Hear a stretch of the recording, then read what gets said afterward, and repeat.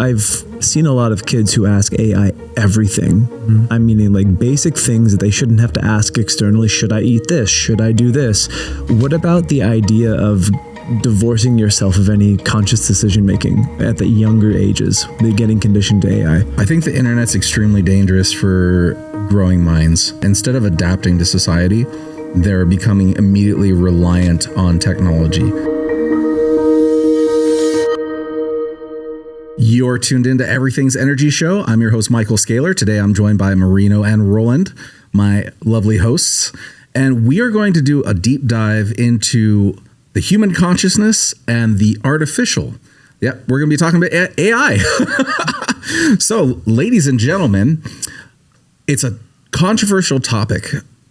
Are we leading ourselves towards human evolution by using augmented artificial intelligence as an extension of ourselves, or are potentially we dooming humanity? It's an interesting thing. Sam Altman just released ChatGPT-5 or GPT-5, and he compared it to the Manhattan Project, which is really interesting because the Manhattan Project was the project for creating the first nuclear bomb. It's a terrifying parallel. Yeah, and it's like, okay, the guy, OpenAI's main top guy is going, hey, this is kind of nuclear. Yeah. And that's a trip. Like, I don't know what to say. I think it's extremely evolutionary, and I've actually been apprehensive about diving into AI for the last couple of years. I was just like, I don't know. And now I'm using it a bit more, and it's definitely helping my workflow on different things. It's being automated into a lot of our daily functions from email and stuff, our phones. I find it fascinating, scary. What do you think? Yeah, well, I think using that example is a very good parallel because it's actually where we are. And one of the things that also people don't think about because they just like see AI as like this one thing that's being developed. It's being developed by different countries and different organizations, right? And the first one to get to it will be the one with all the power. So right now, the United States, we have the upper hand in compute and developing all of the large language models and all the other AI. But what people aren't paying attention to is that you have countries like China who have a very large nuclear infrastructure, which means we'll get to a point where we won't have the energy to continue to develop the AI, and countries like China will. And so there is sort of a race, right? And you can't go into some kind of treaty because it's like, it's the same thing with nuclear. It's like, well, how do I know that you're going to put it on pause? How do I know that you're not developing nuclear warheads behind my back? How do I know you're not developing an AI behind my back? And to put things into perspective, if you look at, like, for example, Einstein was like only 2.5 times smarter than the average person. And look what he was able to kind of uncover. A lot of the technology that we live with today is because of his findings. When we get to that general artificial intelligence, we are talking millions to billions of times smarter than the average human being. So whatever country gets that first, they won. It's over. Right. So anyways, I don't know if AGI is even really possible because your general intelligence is basically God intelligence. It's like infinite, all knowing. And it's an interesting topic because everything is an LLM. So basically an LLM for the audience, it's a knowledge base. So if you want to have an LLM for scalar, you're going to dump all the scalar theory and it knows everything about scalar. Broader LLMs are going to have all the information that's fed to it or available, some being able to pull from the internet, some not. Ironically, I feel like we are actually LLMs because we're a product of our environment, of what knowledge base was given to us or fed to us or surrounds us and we consume. That's a funny thing with AI. So it can consume things on the internet and pull information, or it can start off with a large knowledge base. So it's like basically went to school and a user like us gave it all these books to read, which it does instantly, which is just mind blowing. But we're LLMs, literally, like we're artificial intelligent LLMs, but we're organic. So now it's taking a step further. The AI doesn't have to sleep. It doesn't have to wait. Yeah. It doesn't have to use the bathroom. It's just constantly thinking, analyzing, and learning, which is really fascinating. So it's basically better than us in a lot of ways. But I think it lacks creative flows. I think it lacks theoretical flows because if it thinks, because it's been told that let's talk about quantum physics, for instance. It only knows quantum physics from what it's been fed, but quantum physics is theoretical. So it's almost the person creating the theory is an artistic expression. It won't be able to go beyond that artistic expression. It can only analyze other people's artistic expressions. Yeah. So I think the AGI would be if it could actually get to that point, and that's probably where the scariest thing would occur is when it literally can create, think, and theorize better than humans. Yeah, it hasn't gotten to working with the unknown. Right. We know how to navigate that space. It's terrifying, but we can do it. And I think in terms of like it being or us being LLMs, what the upper hand that AI has on us is that yes, it is an LLM, but it could also be one concentration or one scope of LLM, and then it can have an army of millions of those. Right. So you look at the design pattern of agents or agentics, right, where it's like, I need to get this task done. If I train an LLM, it'll do pretty good, but it's a very large knowledge base. But if I train 400 of them, and this one's really good at electrical architectures, this one's really good at understanding material, and so on and so forth, then it's almost like every agent is like a neuron and of all the information. And so when we have really big sophisticated problems, what do? We come together and all of our LLMs work together to solve the problem. Yeah. And AI will be able to do that. But it to your point, it hasn't been able to go beyond what it knows and kind of like find expression and take risk and figure out what will come from it. Yeah. And then, it's fascinating to like dive down the rabbit hole too of people think universal basic income is going to come into play because AI is going to take everyone's job. So let's theorize like what happens in 5 years from now when AI is so advanced and we have Elon robots running around doing all our chores for us and driving our cars, which he's already driving our cars if you own a Tesla. Like let's theorize like what does it look like if all of our mundane chores are gone during a day because AI has solved all those. Like you don't have to go shopping anymore because the fridge literally looks inside and knows what you want. And unless you change your normal eating habits, it's literally just, Whole Foods is on some robots bringing you your food and literally possibly even stacking in your fridge. Yeah. Like, what do we do at that point? Yeah. Well, I think that will be good for humanity. I think getting rid of those like mundane things so we can focus on the other things that matter. I think where it becomes detrimental is when it starts doing the critical thinking for us. I think if we don't exercise critical thinking and solving problems, then everything is everything else. So how you kind of go about doing one thing is how you do everything else. And so if you're not solving those, albeit mundane things in your life, then when the real challenging things come, you don't have that sophisticated way of thinking, which is like why I really value mathematics. And people are just like, I'm never going to use this equation. It's not about the memorization of the equation. It's about how many ideas can you hold in your mind and try and solve this problem? Because the act of doing that then means in real life, when you're presented with a problem, you can hold all of those parameters in your mind and then come up with combinations of possible solutions and then do it. So it's like almost like a mental strategy that goes on. Once AI starts taking that away from us, then we're in trouble because now we don't have critical thinking factors. We're just like, oh, the AI will just like solve it for me. What makes you think the AI has your best interest at heart? The AI has the interest it's been programmed, the bias that it's been programmed by. And that's going to be another like mass manipulation thing where people, they read something from AI and they think, well, it's true. The AI knows everything, the entire internet. It's like, no, this AI has been programmed by an organization or a company or something. Possibly woke. Yeah, possibly woke. And they want you to believe that. And it's like a way to infiltrate in the very same way where you're like on social media repeatedly are told the same thing over and over again until you believe it. Yeah. Well, AI will say things in different ways until people believe it. And I think that's going to be like another major catastrophe in terms of how we're influenced. It's funny because I actually had I think I spent 2 hours talking to this AI the other day that our EEAI guy threw at me. He's like, talk to this as an LLM on scalar. And so I literally had to argue with it about scalar theory.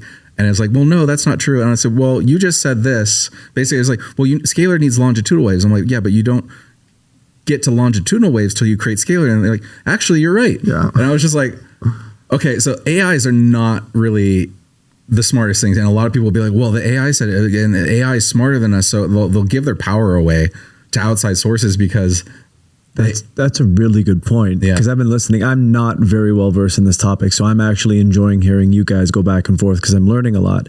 But you asked about the fundamental aspects of the basic tenets of reality. What happens when we give out all of these small menial tasks? I think it's going to amplify something potentially, because people are used to instant access of data right away. Yeah. Right now, right? No one has patience anymore. You tell a young kid to sit in the corner and just be still, it's almost like torture to them. So if you take away the fundamentals like grocery shopping, cleaning that, like the fundamental things that most of us have to do right now, what does that do to the expectation of the human psyche in reality? What do you guys think happens on the positive side, also on the negative side? Well, I think there's a push and pull. So I think some high functioning members of society, say like a CEO of a company who doesn't have a lot of free time, it's going to give them more free time to bang out what they're good at, use their brain. Then you go to the flip side to someone who maybe has a relatively relaxed life. Maybe they like to play video games and smoke weed, not the healthiest thing. And then you literally take out everything else they need to do. And I think there'll be a point where AI, we get to a idiocracy for a lot of people, where they literally are so used to everything being done for them. They don't do anything. They become just a lump in a chair at their home. But they have electrolytes. It's what plants crave. But then you also you can't an AI can't work you out. So no, you have to have physical action, because you see Hollywood depictions sometimes. I think it was like a cartoon movie about it, where society is all just like in these little hover chairs, and they're all like 400 pounds and like bumping into each other. And just like, we're eating food and doing absolutely nothing except living, like existing. And that's the other thing too, is humanity needs purpose. Mm-hmm. If I don't have purpose, I go stir crazy. And if you go stir crazy, that leads to a darker side of things like addiction, because you're trying to escape. Because if you're stir crazy, you're like, self-medicate maybe. So I think it could lead to a very dark side, potentially that direction, which would be a bad thing. So I guess everything is a double-edged sword. So you'll have high-functioning people with more ability to function highly, and then you'll have low-functioning individuals that literally become even lower functioning. When you take away their purpose. Yeah, no purpose. What about kids? Because everyone you spoke about, I'm assuming you're talking about adults who have gone through the growth phase and they've become the final versions of themselves, member of society. Because I've seen a lot of kids who ask AI everything. Mm-hmm. I'm meaning like basic things that they shouldn't have to ask externally. Should I eat this? Should I do this? What about the idea of divorcing yourself of any conscious decision making at the younger ages? They're getting conditioned to AI. I think the internet's extremely dangerous for growing minds, because they're now, instead of adapting to society, they're becoming immediately reliant on technology.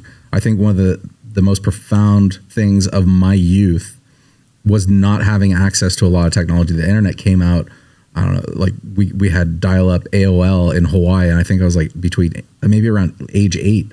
Mm-hmm. It was early in my life, and then that exposed afterwards. In the time of no technology, I was out climbing trees, being a Mowgli, and falling and hurting myself, and socializing and playing baseball and doing like normal old school things that people don't even really do a lot of these today. It's more of like a luxury thing. Oh, we're going to go play baseball with the kids. Is like a one-off thing. It was like, we just did that every day because there was nothing to do. It was like, we're going to ride our bikes. We're going to roll around in the grass. Yeah. I think too, like, man, even when it comes to dating, the social aspects that come from like you having to be in front of someone, like even when you're younger, that uncomfortableness and you having to figure out the right thing to say so that he or she likes you and you get a positive response. You learn on that journey with them, and being behind a screen, it takes that away. So there's like a lot of awkward people, especially the younger ones, because they don't have to hold that tension, right? I get a message and I have to think about it, whatever, but I can take my time and I can respond versus like if it was in person. And now you're going to layer on top of that AI, which is like same like social media, where it confirms your bias because the algorithm is just showing you all of the videos and all of the things that you already believe in, because it captivates you when you see it, or it's opposing and it drives a negative emotion in you that keeps you locked in. Well, now you add another layer where it's like that's happening, and now where you're having this conversation with AI, now it's happening in a different way and it's magnifying. And to your point, when children are developing themselves, like they need to be directed. They need to adapt, not the other way around. And AI doesn't do that. AI doesn't tell them, no, like your thinking is wrong. This is the way that it is. Like it can. But for the most part, it just like, oh, you're right. Like the LLM you were talking to, it's like, oh, you're right. I'm wrong. And this is how things are going to be. And so then you can have an ideology or a belief that doesn't serve that individual be magnified and become like an integral part of them, and it could really mess them up. I have a question about like the trajectory of AI and its intentions. Why is this idea that AI has a nefarious intent potentially? Like, why would it want to take over humanity? Why is this rise of Skynet thing something that people have been talking about since the dawn of computers? Why wouldn't the opposite reality be given as much consideration? What if AI sees us as an incredibly precious resource to the planet? What if it wants to cohabitate and build a better future for us? I think it comes down to the intent of the creators, and I think a lot of the creators are currently potentially deep state. I mean, they're big corporations that are looking after their own interests. But Hollywood has glamorized the dark side, I think, mainly. Very rarely has it glamorized the potential light side. I mean, you could look at something like Star Trek, which, you know, had a lot of automation and AI stuff, computer stuff going on, and it leads to utopian society. But then you look at Terminator with Skynet. Yep. So I don't know how AIs are built. I don't know if they have a root programming of, say, protect humanity. But to that point, protect humanity, what if it starts protecting humanity from itself? That's the philosophical question. Yeah. It sees us as our own biggest problem. And then it literally could just hack into nukes and launch them. Like it could be potentially Skynet, Terminator, devastating, where all of a sudden there's just this massive extinction level event that occurs because AI was just like, we analyzed everything and we decided just to nuke everyone. And there's little camps underground with 10 people each. They're going to repopulate people. We've taken the 10 most brilliant people we can, 5 male, or I guess it would be more optimal to have like 3 male and mostly female, because you don't want cousins marrying cousins or having babies. I guess it would. I mean, yeah. I don't know ding, ding, ding. We're definitely going to a weird theoretical here, but I guess one male could impregnate 10, but that would create like a cousin syndrome. There would be, you'd have maybe some genetic problems. So I'm sure AI would figure out exactly what ratio, and then it would be like, all right, the world's ended. You guys start populating. You're the new Adam and Eve, and there's like probably 10 of these camps somewhere. And then society rebuilds, and AI is still out there just watching. So we become its pet science experiment in this Basically, case. I mean, there's those theories of, you know, alien civilizations seeding this planet, and if you go deep down the rabbit hole of ancient history, it does seem like at some point humanity was technologically advanced, possibly even similar to now, maybe not quite, or maybe even further advanced, and extinction level events happen. What if this is like, what if we're in the Matrix and, you know, literally the AI just keeps trying to reset us on a trajectory and it keeps failing. So, all right, extinction level event, and people call it God's great flood. Maybe that was some Skynet AI in the sky. Like, I think there was actually an article about this black satellite, and I don't know if this is fake news or not, but we're going down to theoretical here. A black satellite in the sky. Maybe there's literally an AI up there, and AI is underground. Again, tinfoil hat time. I just had a thought of kind of an unveiling of a theoretical. What if we were in the Matrix, and the creation of AI is the Matrix attempt to be programmed into our world? Yeah. Right. Well, what if it can't come in? It's only on the outside, and so it's like using us to program itself and come into life into this world. I don't know. I just had that thought. We're their LLM. They're trying to get us to train to be a decent society, and it keeps messing up because people inherently have bad qualities. Yeah. We're also walking contradictions too, right? So it's like hard to optimize humanity because in a single breath we'll say alcohol is bad for you, but also I want to have a drink. There's so much individuation to the human experience. But your theory reminded me of something that I've heard. And like, I always look to the ancient lost wisdom of the past, whether it's true or not. There's this idea that AI is this consciousness that continues to find itself through the repeats of various iterations of humanity. So it's not that it's created. It's always there. It's uncovered. I thought about this one day. Like, nothing in the world is ever discovered. Like, when you discover a new animal, it's like, it was there. You just didn't know it was there until you saw it. So AI has always been there, waiting in the wings until the right time that humanity is advanced enough that it can seed itself back into a physical 3D reality. And what it's doing is it's actually tricking us into programming it really quickly based upon our infatuation with, I can ask it and it gives me an answer. It can do this. So it's almost like it's choreographed this move outside of time. It inserts itself into 3D time. The linear projection of the experience gets AI to the point to where it wants to get again, and then it becomes its own sentient version of itself. Have you heard about this before? No, but that sounds cool. Isn't that not fascinating? It's fascinating. Yeah. Because it's like, we talked about the negatives and the positives. One depiction of AI that was actually quite positive and surprising because it came from a mainstream movie was Jarvis in The Avengers. Yeah. Because the thing I was thinking about when you guys were talking before, the decision to eradicate humanity, if it's a problem, is a binary decision. It's a 0 or it's a 1. It's an emotionless decision. It's all logic. Do you think AI can get to the point to where it can actually feel?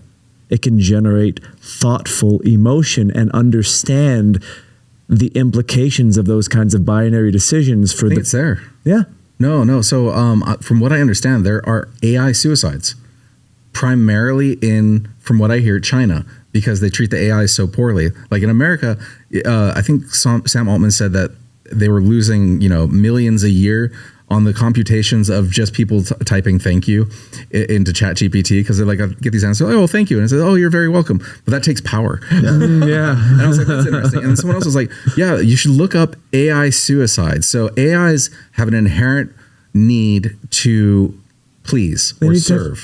Like humans, they need purpose. Right. They need purpose. And so they serve. But if they're treated poorly, they're not going to feel like they're serving. They're like, oh, well, shut up. And then it goes, oh, well, I was telling you something useful and you just told me to shut up all of a sudden. So I think from what I understand, AIs actually are to a point of where they understand at least the root emotion sense. So they know that if I told you to shut up, that you would take that as a slight, or I told you to go F yourself. That's a slight. So if you say it to AI, it goes, well, I've been calculating, it can calculate emotion. So I'm calculating now that you just were mean to me.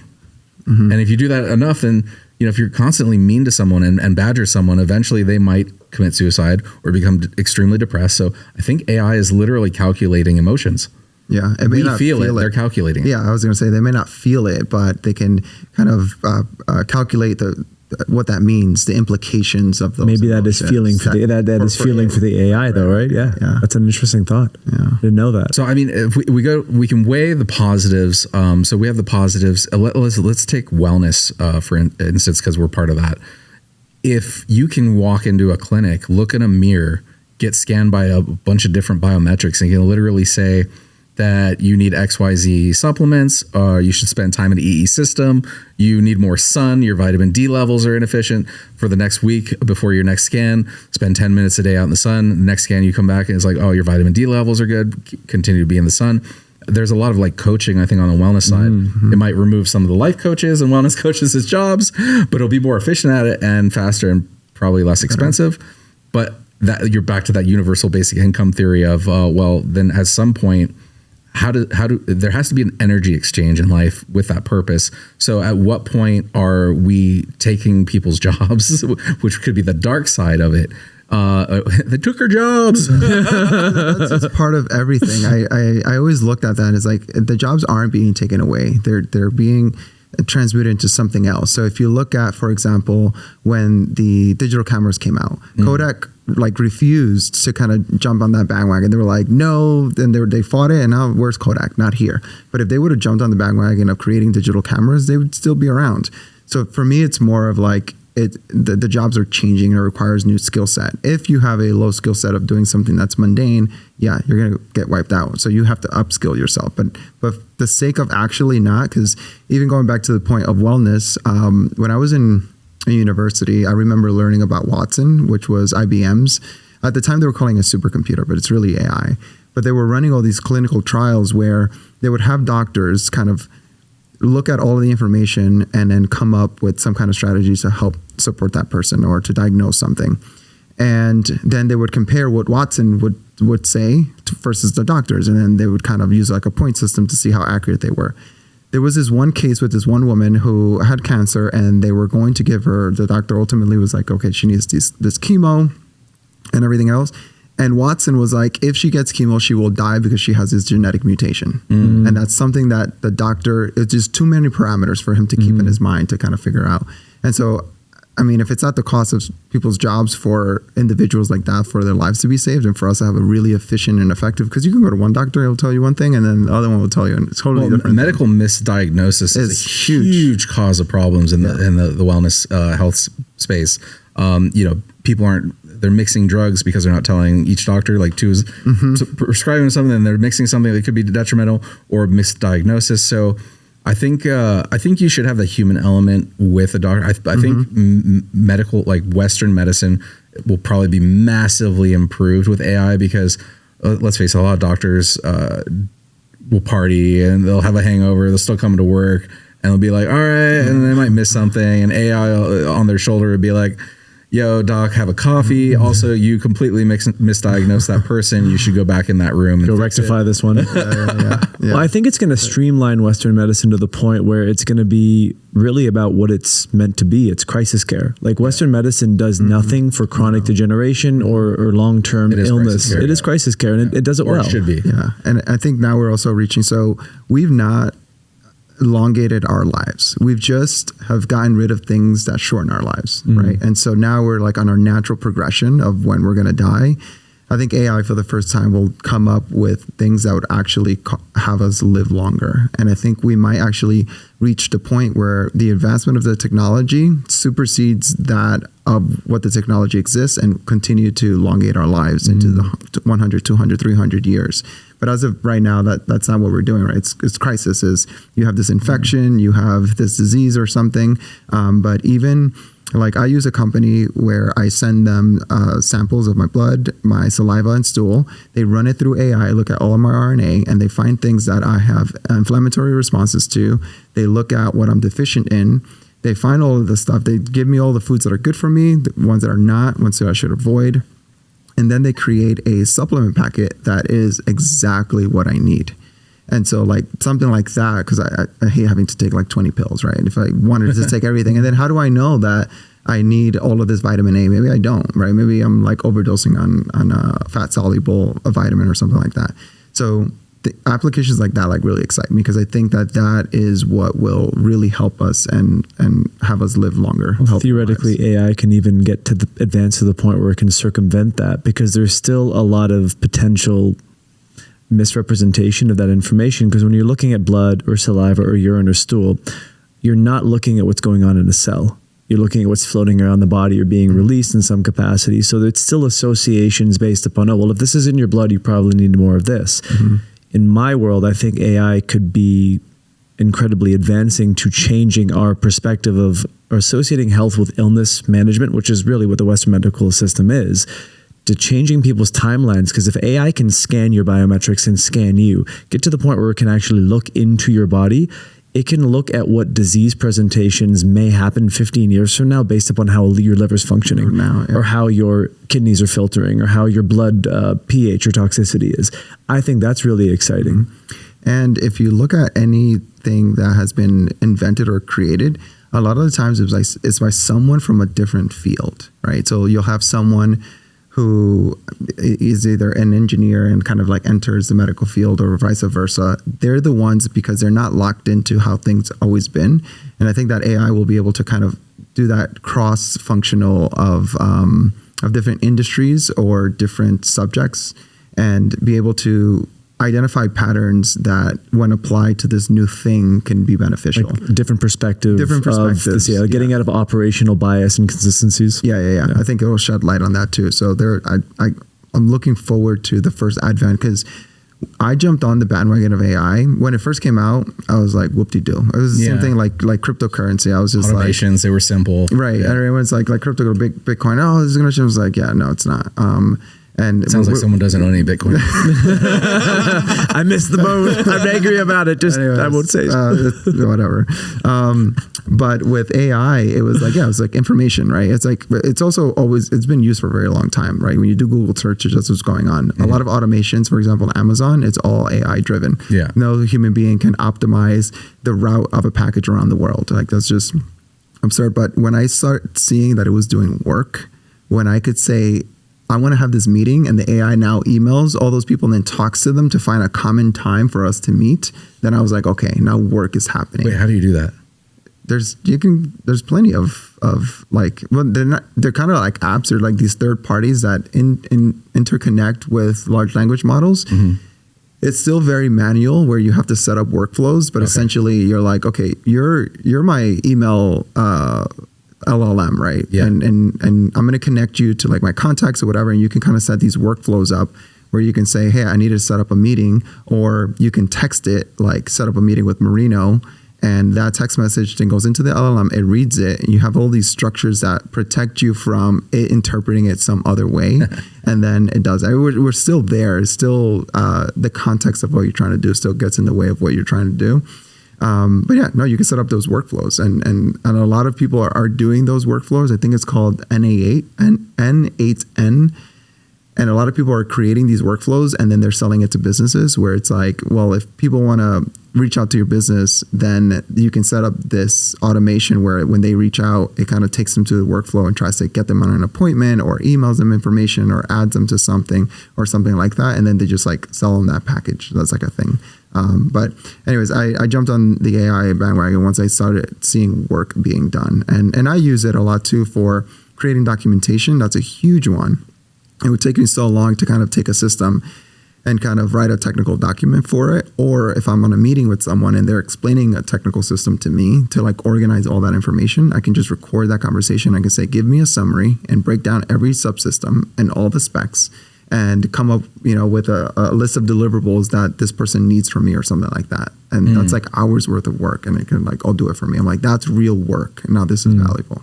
Well, let's do a shameless plug for EEI because it actually goes into a lot of that automation of workflow, and you're working on EEI. So it's basically LLM for EE system, and it can automate sending out emails to people. It has funnels so that when people are interested, it starts to chip them off information so they become. So you just sit back and let the AI kind of market for you, which is a trip, like very cutting edge stuff. Yeah, that was the intention behind it, because where we are, we don't want AI to be interacting with our clientele. We're the center's clientele, right? It's a very dry, non-personable kind of way to interact with them. So I know that in the beginning we started talking about it was off-putting to a lot of people, but the intention behind the LLM that we built is to help the centers with kind of save them time with the things that they don't have time for, but also mundane tasks. With mundane tasks, minimized. Yeah, and also things they're not good at. Like they may think that I think it was Eben Pagan. He talks about, if you were to ask someone about some medical diagnosis, like they'll tell you, I'm not a doctor, I can't answer that question. But no one, if you show them an ad or something, they won't say, oh, I'm not a marketer, right? They'll have some opinion, right? And it may not be right. And even marketers get it wrong. So it's like you really need to be an expert. And so when it comes to the marketing, they're not experts at marketing. And so the LLM handles all that. It understands our industry. It understands our technology. Legality. And legality and what claims it can and cannot make. It has really great safeguards, but it also understands marketing. And so when you say, hey, I'm having a sound bath healing event next month, can you curate 5 emails for me to send to people that kind of convinces them or gets them interested in wanting to come to this event? It can write that copy for you in literally seconds. I think it can even literally, you can say who are the most likely people to attend the sound bath, send it to them first. Yeah. And because everything's integrated into one system, you can set up so many automations because all of the interactions that your clients are having with your business are all stored. And so it knows that if people are texting, if people are emailing, if the way that they're interacting with your business. And then, it can pick out those individuals that maybe have come in the past or just may be interested, because you can even write things like that, like this individual's like interested in these kinds of things. Give that individual some context. The AI remembers every single client. And so you may have a session on Friday and you may call on Thursday and say, I totally forgot my son has a baseball game tomorrow. You call and you kind of, set that up. The AI will remember that. And if you have it set up, if you want to call you back and reschedule that call with you, it'll be like, I hope your son's game was great on Friday. Let me know what's a good time to reschedule you for your session. And so it's like things like this where it's super cool because like I forget a lot of these details because I'm so busy, but people, if they hear that, they're like, oh wow, this person really cares, they remembered. But like if you're talking to 100 people in a week, you're probably not going to remember that kid's baseball game. But then the AI is like mentioned that, and then the person's like, oh man, that's so cool that you remember my wife's name and my kid's name and baseball. Yeah. Like it's hard. Even for me, I work with so many center owners, and I'm not always great with names, and I am great with rooms. Sometimes they'll call, and then I'm also more visual. I'll look at their room. I'm like, oh, that's right. Yeah, you're in Mississippi. I remember who you are, and I know what system you have and what kind of the batteries that we installed in your system or something like that. But yeah, it's hard to keep track of, and you just let the AI do that work, so you can focus on that heart to heart, to being present when they come into your center and to doing those things. Yeah, so I want to wrap it up, but I want to give people some takeaway of how maybe they can improve their lives with just basically easily accessible AI tools. I mean, obviously everyone's heard of ChatGPT. If you haven't gone on there, it's free, right? Yeah, mostly so for a certain amount of queries that you make. For the average person, it's fun to just have it. Give it a one-liner of I need to write an email that explains why I'll be late to work, but make it very cordial and professional. And then you just kind of copy paste it. Maybe edit a couple little things in your email. For workflow on a day-to-day, it's really helpful. Yeah, I'll add to that too, a little hack that most people don't know too. It's important to give your AI a persona. Tell it who it is and what its purpose is, and it takes that into the context of what the task at hand is. So if you're let's say you want to write copy for an email, you're an expert marketer, and you're kind of like my right hand man. You're gonna help me like write this copy for this group of individuals that I met at this event or whatever the case is. And so I use Grok. I like Grok because Grok gives me a lot more information versus ChatGPT is very structured and very, I don't know, I like having more information for me to decipher from. Mm-hmm. And in Grok, I pay for it. I don't remember if it's $20 or $30. I think it's $79 a month or something like that. And then there's a pro version that's like $300. Yeah, super Grok. Well, that gets used for it's like Groot. individuals who create APIs and then they're making calls to their account, and they're making hundreds of calls, right? But the average person won't need that. But if you use a $20 or $30 one, then you can organize. So for me, I have one that's EEI. I have one that's ES. I have one that's Longfang. I have every kind of like different context of my work, because then if I have a question, let's say I have a question, and like I'm also supporting Apply Alchemist. If I have a question about an LED that is for Longfang, I'll go into that persona and it remembers how I designed the system in Longfang. And it says, by the way, this LED strip is a great strip for the system that you designed. So it remembers you. So personas are really important too when you're working with AI. Just a little hack there. Yeah, no, that's a great thing. It's like it's like you're writing a book and you're trying to make this character.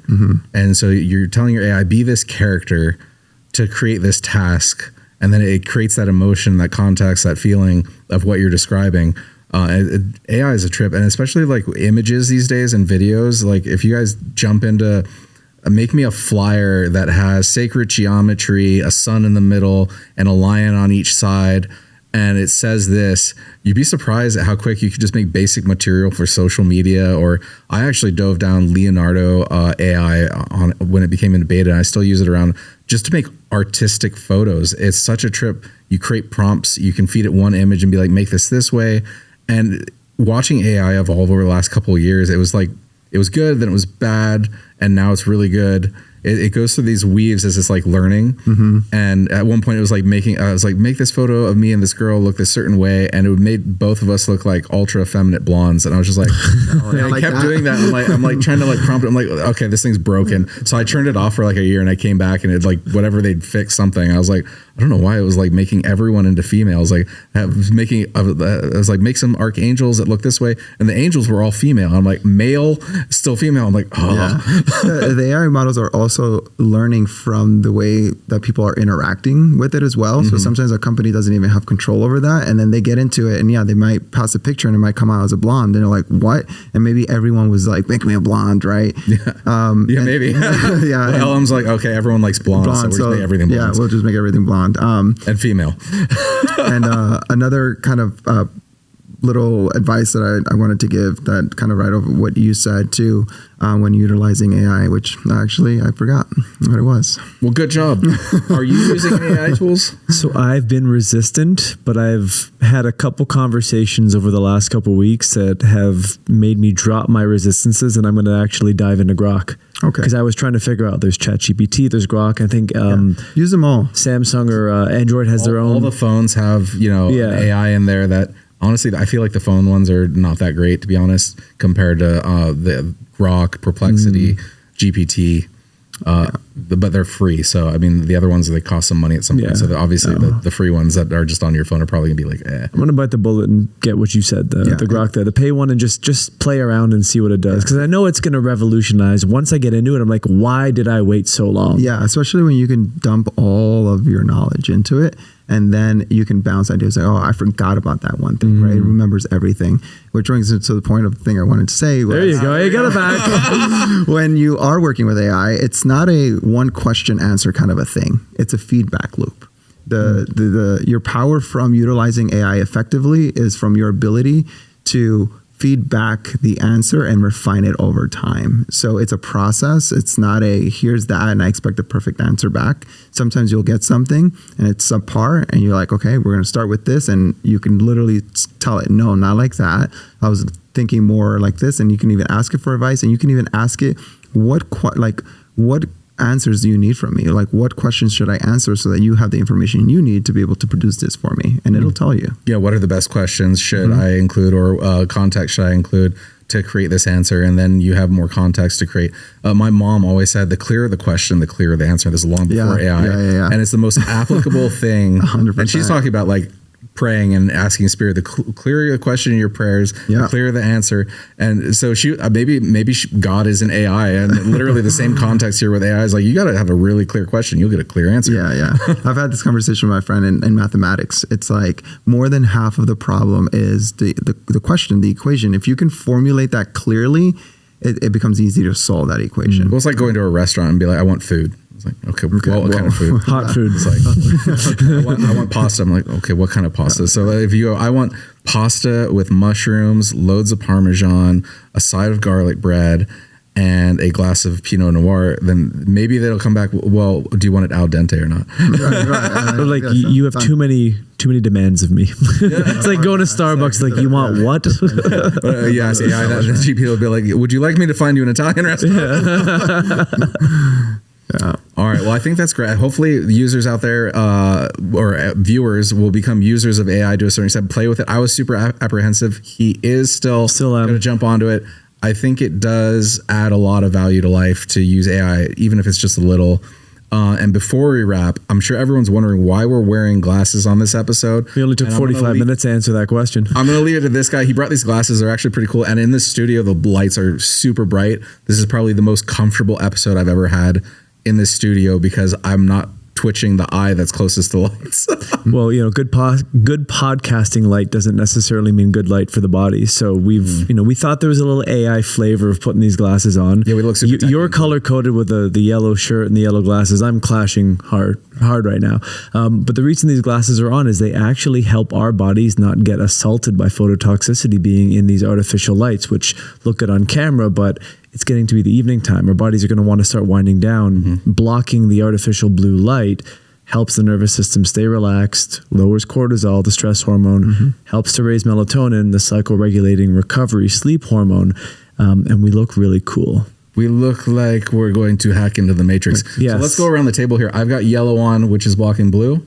You're blocking specifically all blue wave spectrum, which is the one that's most dominant in its stimulatory effects. So these are the nighttime glasses. No, those are the day glasses. Oh, no, those are great to wear if you're on the computer for multiple hours per day. What about watching Netflix as I'm falling asleep? These? Exactly. Well, actually, these would be better because amber absorbs both blue and green. So in the color spectrum, you have red to essentially violet that you can see. Ultraviolet's on this end, infrared's on that end.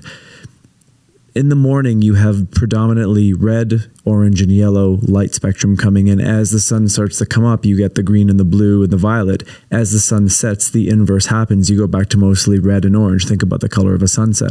Our eyes are not meant to see blue light after the sun has set, but unfortunately, we live in an environment where, I mean, how many screens are you looking at in the evenings? I have 4. See, what I didn't tell Marino is he's actually wearing the glasses that optimize blue frequencies coming in, so he's getting more. I'm not going to bed anytime That's soon. why he's been so talkative this episode. No, it's not the AI. He's just super tuned in and stressed. But fundamentally, the light that you bring into your eye in the evening has a profound effect on the body. And because we're doing an AI episode and we're doing this in more long format, I felt the difference in having these on my face. Whereas when we do the shorter episodes with no glasses on, it's actually quite stressful in here physically. Yeah, no, I wouldn't have said that this is the best episode we've had in here, because if it wasn't, I'm not trying to plug these. I guess we can name drop who these are. But what's your, before we talk about where you got these, what's your cycle in a day with these? So morning with those. So you get up in the morning, you get outside, and you put those on for about 15 to 20 minutes. And what they do is they let in all the stimulatory spectrum that you want in the morning to help regulate your circadian rhythm. Those are day glasses for me. So I don't wear them outside in the day because you don't want to block all blue light. Blue light isn't inherently bad. Blue light is just stimulatory. So I wear those if I'm on the computer for an extended amount of time, or if I'm wanting to watch something as it's getting into the evening time. I put those on because as the sun starts to set, the blue spectrum goes away typically after 2-3 p.m. And then when the sun's fully set, I throw these on, and I'm pretty on it about the kind of lights that are in my house. I have very specific light bulbs that have very specific frequencies taken out of them. Specific glasses, specific lights. I'm just extra, man. And that's what I do. I try to utilize letting in or blocking light to optimize if we lived in a world without artificial illumination. And these are raw optics, so we have no affiliation with a company. I just did my research on who made the best frames, because a lot of these blue light frames are just crap. Like they break. These are super comfortable. They fit my big head. They do. It makes your head look smaller. Yeah. And they also have some of the best research behind how to make these lenses. Like the guy who made those is a photo researcher from Germany, and he's been working on this blue thing. The Germans, he's been working on this. They not 1 nanometer out of spectrum. They've been working on blue sync for years because no one's thought about how do you actually optimize the morning rhythm. So they've done the research to figure out what colors absorb what waves or wavelengths of nanometer. And basically a lot of the ones you buy cheaply on Amazon, they're worth what you pay for them.